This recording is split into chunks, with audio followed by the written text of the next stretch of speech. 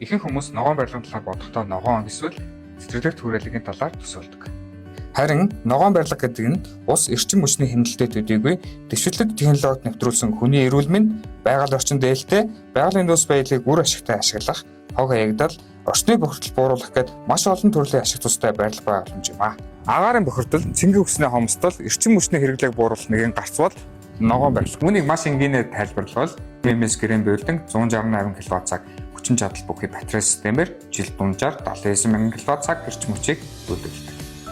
Яг ийм хүчин чадал бүхий 10 барилга байвал 790,000 кВт, 100 байвал 7,900,000 кВт-цаг эрчим хүчийг дангаар үйлдвэрлэх боломжтой. Энэ нь дунджаар 3292 айлын 1 жилийн цахилгааны хэрэглээг хангах хэмжээний эрчим хүч юм. Ногоон барилгаантай олон болсноор ганц эрчим хүч гэлтгүй хүлэмжийн хэмжээ, хог хаягдал, өвсөл буурахаас гадна бидний санхүүч хүртэл нэлээдгүй өөрчлөлтүүдийг үзүүлэх боломжтой.